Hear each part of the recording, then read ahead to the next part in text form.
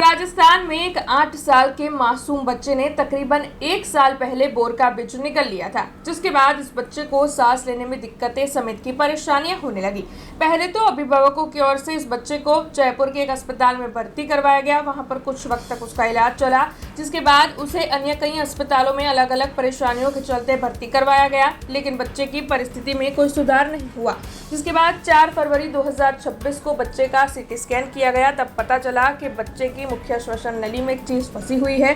जिसके बाद वडोदरा के एसएसजी अस्पताल के ईएनटी विभाग में बच्चे को लाया गया, जहां के expert doctors doctor Jaymin Rawal, doctor Anand Chaudhary और एनेस्थीसिया टीम के डॉक्टर निमिषा और डॉक्टर दीपिका की ओर से बच्चे की ब्रोंकोस्कोपी की गई। इस जटिल प्रक्रिया के जरिए बच्चे की श्वसन नली में फंसा हुआ बोर का बीज सफलतापूर्वक बाहर निकाला गया, जिसके बाद अब बच्चे की हालत काफी सुधार पर है। तब एसएसजी अस्पताल के ईएनटी विभाग की ओर से सफल सर्जरी कर ये जो कार्य कर दिखाया गया है, उसे लेकर बच्चे के अभिभावक काफी खुशी जता रहे हैं और उनकी ओर से एसएसजी अस्पताल के डॉक्टर्स का धन्यवाद अदा किया जा रहा है। वो बोर खा लिया, वो निगल गया था, पस गया था। हम उदयपुर गए थे तो वो उसने जांच की, वो अगेसरा करवाया कि कुछ नहीं है, सही है। गोली दवाई लिख के फिर वापस भेज दिया। फिर घर पे गया तो 7-8 दिन घर पे रहे तो वापस ऐसा हो गया था।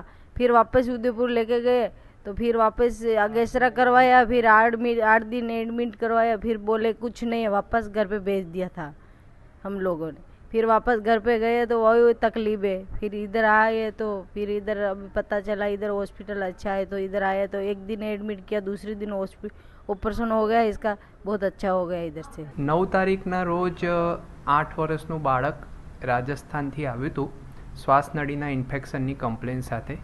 હવે આ કિસ્સામાં એવું હતું કે બાળકના પેરેન્ટ્સનું એવું કહેવું હતું કે 6 મહિના પહેલાં બાળક રમતા રમતા દેશી બોરનો ઠળિયો ગળી ગયો હતો, જેના કારણે એને વારંવાર શ્વાસ નળીનું ઇન્ફેક્શન રહેતું હતું। આ માટે એને વારંવાર ત્યાં લોકલ ટ્રીટમેન્ટ કરાવવામાં આવી હતી। ઉદયપુરની ગવર્મેન્ટ મેડિકલ કોલેજમાં 10 દિવસ ભરતી રાખવામાં આવ્યું હતું, છતાં બી એમાં કોઈ ઇમ્પ્રુવમેન્ટ થયું નહીં। પછી એને બાળકને અહીંયા વડોદરાની એક પ્રાઇવેટ મેડિકલ કોલેજમાં લઈને આવવામાં આવ્યા, જ્યાં 1 મહિના સુધી એની સારવાર ચાલી, જ્યાં એને ન્યુમોનિયા તરીકે ટ્રીટ કરવામાં આવ્યું। પછી જ્યારે સીટી સ્કેન કરાવવામાં આવ્યો ત્યારે ખબર પડી કે બાળકના શ્વાસ નળીના જમણી બાજુના નળીમાં બોરનો ઠળિયો ફસાઈ ગયો છે, જેના કારણે એને વારંવાર ન્યુમોનિયા અને શ્વાસની તકલીફ થતી હતી। પછી એને જ્યારે એક્સપેન્સીસ એક્સપ્લેન કરવામાં આવ્યા તો બાળકના પેરેન્ટ્સ એફોર્ડિંગ નહોતા, કારણ કે અગાઉ એ લોકો લાંબા સમયથી એડમિટ રહેલા હતા, જેથી એ લોકો બાળકને લઈને 9 તારીખની સાંજે અહીંયા આવ્યા। અમે એને તરત દાખલ કરી બાળકોના વિભાગના ડૉક્ટરને બતાવી અને બીજા જ દિવસે એટલે કે 10 તારીખે સવારે બોરનો ઠળિયો આપણે બ્રોન્કોસ્કોપી નામની પ્રોસિજર કે જેને શ્વાસ નળીનું દૂરબીનથી તપાસ કહીએ, તો આમાં અજાયબીની વસ્તુ એ છે કે જ્યારે બ્રોન્કોસ્કોપી કરવામાં આવી તો સીટી સ્કેનમાં જે ઠળિયો જમણી બાજુ બતાવતો હતો એ ડિસ્પ્લેસ થઈ અને ડાબી બાજુ આવી ગયો હતો, જેને બહુ સરસ રીતે કાઢી લેવામાં આવ્યો છે। બાળક અત્યારે વોર્ડમાં દાખલ છે અને બહુ ઇમ્પ્રુવમેન્ટ છે।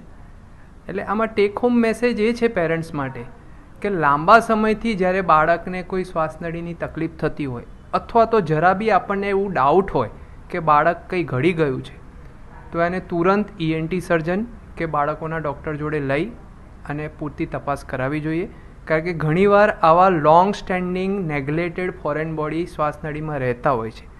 એ અલગ અલગ પ્રકારના સીડ હોઈ શકે, ટોયસ હોઈ શકે, પ્લાસ્ટિક હોઈ શકે, અલગ પ્રકારના વટાણા દાણા બધું આવતું રહેતું હોય છે। તો ટેક હોમ મેસેજ એવું છે કે આને લાઇટલી ના લેવું જોઈએ અને તરત જ એનું ઈએનટી સર્જનની मुलाकात लेवी જોઈએ। हमसे जुड़े रहने के लिए हमारे YouTube चैनल को सब्सक्राइब करें और नई वीडियो की नोटिफिकेशन के लिए बेल आइकॉन को दबाएं।